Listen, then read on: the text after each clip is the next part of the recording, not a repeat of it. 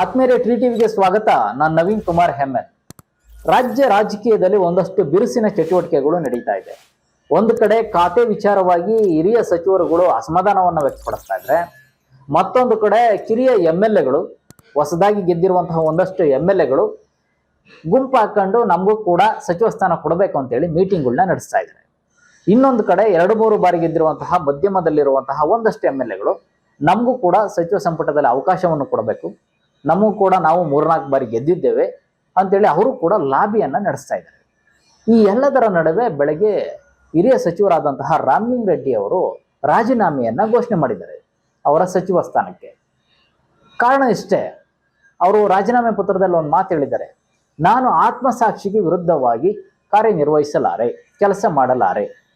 ಅಂದ್ರೆ ಯಾವ ರೀತಿ ಅಂದ್ರೆ 2023ರ ಸಮಯದಲ್ಲಿ ಆಗಿನ CM ಸಿದ್ದರಾಮಯ್ಯ ಅವರ ಅವಧಿಯಲ್ಲಿ ರಾಮಲಿಂಗ ರೆಡ್ಡಿ ಅವರಿಗೆ ಬೆಂಗಳೂರು ನಗರಾಭಿವೃದ್ಧಿ ಇಲಾಖೆಯನ್ನ ಕೊಡ್ತೇವೆ ಅಂತ ಹೇಳಿದರು.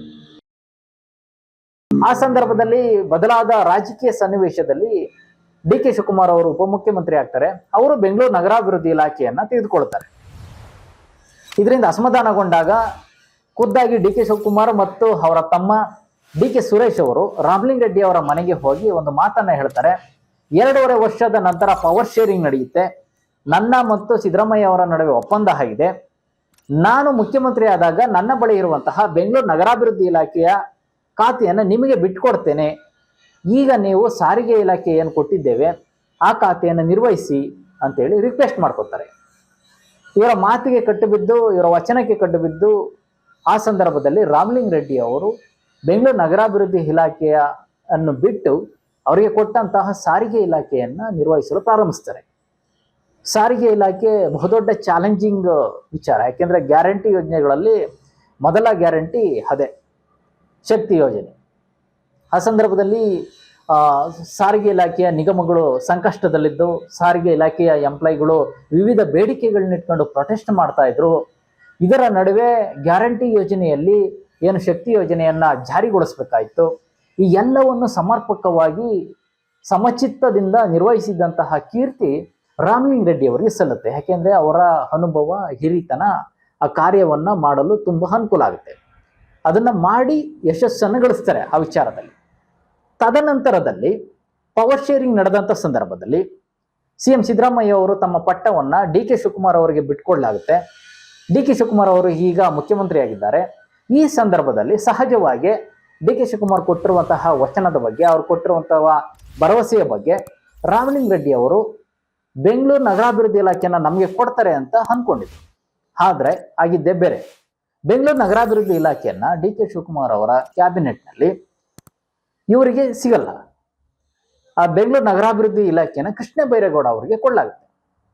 ರಾಮಲಿಂಗ ರೆಡ್ಡಿ ಅವರಿಗೆ ಜಲಸಂಪನ್ಮೂಲ ಇಲಾಖೆಯನ್ನ ಕೊಡಲಾಗುತ್ತೆ. ಇದರಿಂದ ಅಸಮಾಧಾನಗೊಂಡಂತಹ ರಾಮಲಿಂಗ ರೆಡ್ಡಿ ಅವರು, ನೀವು ಕೊಟ್ಟ ಮಾತಿನಂತೆ ನನಗೆ ಬೆಂಗಳೂರು ನಗರಾಭಿವೃದ್ಧಿ ಇಲಾಖೆಯನ್ನು ಕೊಡಿ, ಇಲ್ಲದಿದ್ದರೆ ನನಗೆ ಸಚಿವ ಸಂಪುಟದಲ್ಲಿ ಸಚಿವನಾಗಲು ಇಂಟ್ರೆಸ್ಟ್ ಇಲ್ಲ, ನಾನು ಸಚಿವನಾಗುವುದಿಲ್ಲ, ನೀವು ಕೊಟ್ಟ ಮಾತಿನಂತೆ ನನಗೆ ಬೆಂಗಳೂರು ನಗರಾಭಿವೃದ್ಧಿ ಇಲಾಖೆಯ ಖಾತೆಯನ್ನು ನನಗೆ ಕೊಡಿ ಅಂತೇಳಿ ಪಟ್ಟು ಹಿಡಿತಾರೆ. ಇದರಿಂದ ಬೇಸತ್ತು ಬೆಳಗ್ಗೆ ಏನು ಪ್ರೆಸ್ ಮೀಟ್ ಮಾಡಿದಂತಹ ರಾಮಲಿಂಗ ರೆಡ್ಡಿ ಅವರು ರಾಜೀನಾಮೆ ಪತ್ರವನ್ನ DK ಶಿವಕುಮಾರ್ ಅವರಿಗೆ ರವಾನೆ ಮಾಡ್ತಾರೆ. ಆ ರಾಜೀನಾಮೆ ಪತ್ರದಲ್ಲಿ ಹೇಳ್ತಾರೆ, ಆತ್ಮಸಾಕ್ಷಿಗೆ ವಿರುದ್ಧವಾಗಿ ನಾನು ಕಾರ್ಯನಿರ್ವಹಿಸುವುದಿಲ್ಲ, ಅಂದ್ರೆ ನೀವು ಕೊಟ್ಟಿರೋ ವಚನದ ಪ್ರಕಾರ ನೀವು ನಡೆದುಕೊಳ್ಳಿ ಎನ್ನುವ ಒಂದು ಸಂದೇಶವನ್ನ DK ಶಿವಕುಮಾರ್ ಅವರಿಗೆ ಹೇಳ್ತಾರೆ. ಇದಕ್ಕೆ ಪ್ರತಿಕ್ರಿಯಿಸಿರುವಂತಹ ಮುಖ್ಯಮಂತ್ರಿ DK ಶಿವಕುಮಾರ್ ಅವರು, ಹಿರಿಯರು ಮತ್ತು ನನ್ನ ಆತ್ಮೀಯರು ರಾಮಲಿಂಗ ರೆಡ್ಡಿ ಅವರು, ಅವರ ಜೊತೆ ಮಾತಾಡ್ತೇನೆ, ಎಲ್ಲವೂ ಸರಿಪಡಿಸ್ತೇವೆ. ಅವರಿಗೆ ಜಲಸಂಪನ್ಮೂಲ ಇಲಾಖೆಯನ್ನು ಕೊಡಲಾಗಿತ್ತು, ಆದರೆ ರಾಜ್ಯಾದ್ಯಂತ ಅವರು ಪ್ರವಾಸ ಮಾಡುವುದಕ್ಕೆ ಆಗ್ತಾ ಇಲ್ಲ, ಆಗಲ್ಲ ಅಂತ ಹೇಳಿದ್ದಾರೆ. ಹಾಗಾಗಿ ಬೆಂಗಳೂರನ್ನ ಕೇಳಿದ್ದಾರೆ ಅವರು, ಇದ್ರ ಬಗ್ಗೆ ನಾವು ಪರಿಶೀಲಿಸಿ ಕ್ರಮ ಕೈಗೊಳ್ತೇವೆ ಅಂತೇಳಿ ಹೇಳಿದ್ದಾರೆ. ಇದು ಒಂದು ಕಡೆ ಆದ್ರೆ, ಮತ್ತೊಬ್ಬ ಹಿರಿಯ ಸಚಿವರಾದಂತಹ KH ಮುನಿಯಪ್ಪನವರು ಕೂಡ ಅಸಮಾಧಾನವನ್ನ ವ್ಯಕ್ತಪಡಿಸಿದ್ದಾರೆ. ಅಂದ್ರೆ ತಮ್ಮ ಹಿರಿತನಕ್ಕೆ, ತಮ್ಮ ಅನುಭವಕ್ಕೆ ತಕ್ಕನಾಗಿ ನಮಗೆ ಖಾತೆಗಳನ್ನ ಹಂಚಿಕೆ ಮಾಡಿಲ್ಲ ಅನ್ನೋದು. ಅಂದ್ರೆ ಅವರು ಸಮಾಜ ಕಲ್ಯಾಣ ಇಲಾಖೆ ಅಥವಾ ಕೃಷಿ ಇಲಾಖೆಯ ಬಗ್ಗೆ ಆಸಕ್ತಿಯನ್ನು ಹೊಂದಿದ್ದು, ಈ ಖಾತೆಗಳನ್ನ ನಮಗೆ ಕೊಡಬೇಕಂತ ಹೇಳಿ ಡಿಮ್ಯಾಂಡ್ ಅನ್ನ ಇಟ್ಟಿದ್ರು. ಆದ್ರೆ ಅವರು ಮೊದಲು ಯಾವುದು ನಿರ್ವಹಿಸ್ತಾ ಇದ್ರು, ಆಹಾರ ಇಲಾಖೆ, ಅದನ್ನೇ ಮತ್ತೆ ಅವರಿಗೆ ಪೋರ್ಟ್ಫೋಲಿಯೋ ಆಗಿ ಖಾತೆಯಾಗಿ ಕೊಟ್ಟಿರುವುದರಿಂದ KH ಮುನಿಯಪ್ಪ ಅವರು ಅದರ ಬಗ್ಗೆ ಅಸಮಾಧಾನವನ್ನು ವ್ಯಕ್ತಪಡಿಸಿದ್ದಾರೆ. ಹಾಗೂ ನಾನು ಇದನ್ನ ವಹಿಸಿಕೊಳ್ಳುವುದಿಲ್ಲ, ನಾನು ಬೇಕಾದರೆ ಸಚಿವ ಸಂಪುಟಕ್ಕೆ ಸಚಿವನಾಗಿರುವುದಕ್ಕೆ ರಾಜೀನಾಮೆಯನ್ನ ಕೊಡ್ತೇನೆ, ನಾನು ಇದನ್ನು ವಹಿಸ್ಕೊಳ್ಳೋದಿಲ್ಲ, ನನಗೆ ಸಮಾಜ ಕಲ್ಯಾಣ ಇಲಾಖೆ ಅಥವಾ ಕೃಷಿ ಇಲಾಖೆಯನ್ನ ಕೊಡಬೇಕು, ಈ ಹಿರಿತನವನ್ನ ನೀವು ಕನ್ಸಿಡರ್ ಮಾಡಬೇಕು. ಸುಮಾರು 8 ಬಾರಿ ನಾನು ಗೆದ್ದು ನಾನು ಈ ಕಾಂಗ್ರೆಸ್ ಪಕ್ಷವನ್ನು ಪ್ರತಿನಿಧಿಸಿದ್ದೇನೆ, ಹಿರಿಯನಿದ್ದೇನೆ, ಈ ಹಿರಿತನವನ್ನ ನೀವು ಕನ್ಸಿಡರ್ ಮಾಡಬೇಕು ಅಂತ ಹೇಳಿ ವರಿಷ್ಠರಿಗೆ ಹಾಗೂ ಮುಖ್ಯಮಂತ್ರಿ ಡಿ ಕೆ ಶಿವಕುಮಾರ್ ಅವರ ಗಮನಕ್ಕೂ ತಂದಿದ್ದಾರೆ. ಈ ಎಲ್ಲದರ ನಡುವೆ ಡಿ ಕೆ ಶಿವಕುಮಾರ್ ಅವರಿಗೆ ಮತ್ತೊಂದು ಸಂಕಷ್ಟ ಏನಂದ್ರೆ, ಕೆಲವೊಂದಷ್ಟು ಜೂನಿಯರ್ MLA ಏನಿದ್ದಾರೆ, ಹೊಸದಾಗಿ ಗೆದ್ದಿರೋ MLA ಅವ್ರುಗಳು ಒಂದು 20 ಜನ ಮೀಟಿಂಗ್ ಮಾಡೋ ಮುಖಾಂತರ ನಮಗೂ ಕೂಡ ಹೊಸಬರಿಗೆ ಅವಕಾಶವನ್ನ ನೀಡಿ ಅಂತೇಳಿ ಅವರು ಕೂಡ ಸಚಿವ ಸ್ಥಾನದ ಲಾಬಿಯನ್ನ ನಡೆಸ್ತಾ ಇದ್ದಾರೆ. ಈ ಎಲ್ಲದರ ನಡುವೆ ಈಗ ಡಿ ಕೆ ಶಿವಕುಮಾರ್ಗೆ ದೊಡ್ಡ ಚಾಲೆಂಜಿಂಗ್ ಏನಂದ್ರೆ, 2 ವರ್ಷದಲ್ಲಿ ಎಲ್ಲೂ ಕೂಡ ನಾಯಕರುಗಳ ನಡುವೆ ಬಿರುಕು ಮೂಡದಂತೆ, ಹಿರಿಯ ನಾಯಕರುಗಳು ಕಿರಿಯ ನಾಯಕರುಗಳ ನಡುವೆ ಯಾವುದೇ ಬಿರುಕು ಮೂಡದಂತೆ ಎಲ್ಲರನ್ನು ಸಮಚಿತ್ತದಿಂದ ಸಮಾಧಾನವಾಗಿ ಅವರನ್ನ ಒಂದು ಲಯವಾಗಿ ತೆಗೆದುಕೊಂಡು ಹೋಗುವಂತಹ ಒಂದು ಚಾಲೆಂಜಿಂಗ್ ಈಗ ಅವ್ರ ಹತ್ರ ಇದೆ. ಯಾಕೆಂದ್ರೆ ಹಿರಿಯ ನಾಯಕರನ್ನ ಏನಾದರೂ ಅವ್ರನ್ನ ಅಸಮಾಧಾನಕ್ಕೆ ಒಳಪಟ್ಟಿದ್ದೆ ಆದ್ರೆ ಮುಂಬರುವ ಎಲೆಕ್ಷನ್ನಲ್ಲಿ ಅದರ ಪರಿಣಾಮವನ್ನು ಎದುರಿಸಬೇಕಾಗುತ್ತೆ. ಈಗಾಗಲೇ ಇವರು ಹೇಳಿದ್ದಾರೆ, ಯಾರು KH ಮುನಿಯಪ್ಪನವರು, ಮುಂದಿನ ಎಲೆಕ್ಷನ್ ಚುನಾವಣೆಯಲ್ಲಿ ಈ ಪರಿಣಾಮವನ್ನು ಎದುರಿಸಬೇಕಾಗುತ್ತೆ ಅಂತೇಳಿ. ಹಾಗಾಗಿ ಹಿರಿಯ ಸಚಿವರುಗಳನ್ನ, ಹಿರಿಯ ಮುಖಂಡರುಗಳನ್ನ ನೆಗ್ಲೆಕ್ಟ್ ಮಾಡುವಂತಿಲ್ಲ.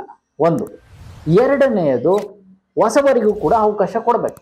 ಯಾಕೆಂದ್ರೆ ಈಗಿನ ಹೊಸಬರಿಗೆ ಅವಕಾಶ ಕೊಟ್ರೆ ಕಾಂಗ್ರೆಸ್ ಪಕ್ಷಕ್ಕೆ ಒಂದು ಹೊಸ ಹುರುಪು ಬರುತ್ತೆ, ಅಂದ್ರೆ ಹೊಸಬರಿಗೂ ಒಂದು ಅವಕಾಶ ಇದೆ ಕಾಂಗ್ರೆಸ್ ಪಕ್ಷದಲ್ಲಿ ಅಂತ ಬಿಂಬಿಸಬೇಕಾಗುತ್ತೆ. ಈ ಎಲ್ಲ ಚಾಲೆಂಜ್ಗಳ ನಡುವೆ ಈಗ ಡಿ ಕೆ ಶಿವಕುಮಾರ್ ಅವರು ನಿಂತಿದ್ದು ಇದನ್ನ ಹೇಗೆ ನಿರ್ವಹಿಸ್ತಾರೆ ಅನ್ನೋದನ್ನ ಕಾದ್ ನೋಡ್ಬೇಕಾಗಿದೆ. ಇದಿಷ್ಟು ಪೊಲಿಟಿಕಲ್ ಅಪ್ಡೇಟ್. ಈ ವಿಡಿಯೋ ಇಷ್ಟವಾದ್ರೆ ಲೈಕ್ ಮಾಡಿ, ಶೇರ್ ಮಾಡಿ, ಸಬ್ಸ್ಕ್ರೈಬ್ ಮಾಡಿ. ಧನ್ಯವಾದಗಳು.